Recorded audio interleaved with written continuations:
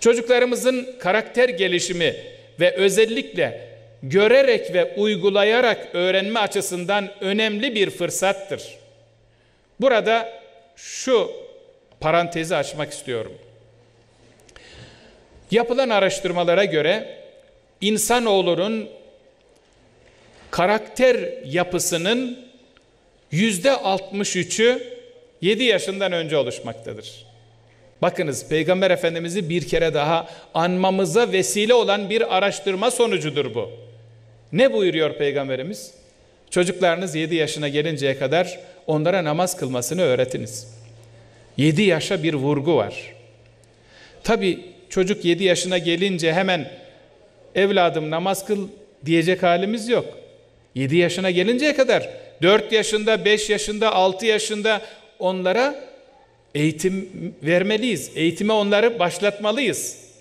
İşte yaz Kur'an kurslarımızda yaş sınırı nereden başlıyor? 4'ten başlıyor. 4, 5, 6 yaşında yüz binlerce çocuğumuz camilere geliyor. Sonra onların ablaları, abileri, ilkokula devam edenler, ortaokula devam edenler, liseye devam edenler, yaşı daha büyük olanlar da gelebilirler. Yaş sınırı yok. Yeter ki bu noktada anne babalar gayret içerisinde olsunlar.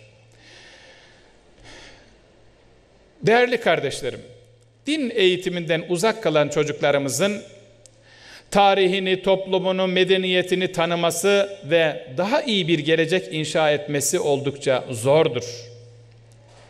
Yani dinden uzak bir medeniyet, İslam medeniyeti diyoruz değil mi? Medeniyetimiz diyoruz. Bunun dini bir tarafa bırakarak gelişmesi, anlaşılması, yaşanması mümkün mü? İşte derdimiz bu. Onun için çocuklarınızı bu değerli kurumlara katılım hususunda teşvik edip onlara yardımcı olun. Çocuklarımızın tatil dönemi olduğunun farkındayız. Bunun için bütün cami görevlilerimiz, Kur'an kursu hocalarımız, müftülerimiz ve personelimizle özel hazırlık yapıyoruz. Yaz Kur'an kursları programı, kitaplar ve materyaller, motivasyon merkezli bir yaklaşımla çocuklarımızın seviyesini, ilgisini, beklentisini, yaşını, yeteneğini ve bütün özelliklerini dikkate alarak hazırlanmıştır. Çocuklarımızı yoracak, onların tatillerini daraltacak bir program değildir bizim programımız. Biraz önce gördünüz. Tanıtım filminde gördünüz. Orada neyi gördünüzse camilerde aynı şekilde bu programlar devam edecektir. Bu vesileyle siz değerli velilerimizden istirhamımız, çocuklarımızın tatil dönemlerindeki bu anlamlı faaliyete katılımı ve devamlılığı konusunda gayret göstermenizdir. Elbette zaman kısa ve çok büyük beklentiler içinde değiliz.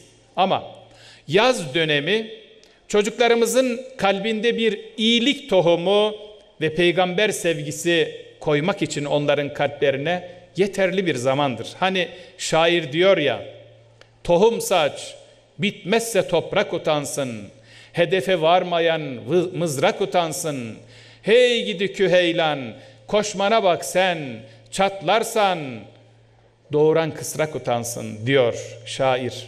Onun için biz tohumu saçalım. İnşallah o tohum yeşerecek, büyüyecek, meyve verecek ve işte şuradaki çocuklarımız, bizim kalbimizi burada coşturan bu çocuklarımızın sayısı daha da artacaktır inşallah. Değerli cami cemaatimiz, muhterem kardeşlerim, sizlere de söyleyeceğim bir iki cümle var. Özel istirhamım sizlerden, çocuklarımızın camiye gelmelerine ve camiyi sevmelerine katkıda bulunun. El birliğiyle bu işi yapacağız. Onları takdir edin. Sizlerin şahsında namaz kılan bir müminde olması gereken sabır, nezaket ve zerafeti bu sayede çocuklarımız görsünler. Onlara nasihat ve emir vermekten çok örnek olarak yaklaşımda bulunalım. Bu noktadan hareketle ifade etmeliyim ki, çocuklardan bir yetişkin tavrı beklemeyin. Bırakın camide neşeli olsunlar. Biliyorum, camide koşacaklar, gürültü yapacaklar. Sabırlı olunuz. Onlara Peygamber Efendimiz gibi davranınız. Onları aramıza alarak beraber namaz kılalım. Onlarla arkadaş olalım. Elbette hocalarımız onlara cami adabından bahsedecektir. Ancak yanlış bir davranışımız ya da tahammülsüzlüğümüz, sabırsızlığımız nedeniyle bir çocuk camiden ve İslam'dan uzaklaşırsa bunun büyük bir vebali olduğunu da asla aklımızdan çıkarmayalım. Sevgili hocalarım, sevgili öğreticiler, öğretmenler, camilerde görev yapan müezzinlerimiz, imamlarımız, vaizlerimiz, müftülerimiz, belki İlahiyat Fakültesi öğrencilerimiz, yaz Kur'an kurslarında onlar da görev yapıyorlar zaman zaman. Kızlarımız, erkek öğrencilerimiz, İmam Hatip liselerinde öğretmenlik yapan kardeşlerimiz, değerli hocalarım, hepinize hocalarım diye seslenmek istiyorum.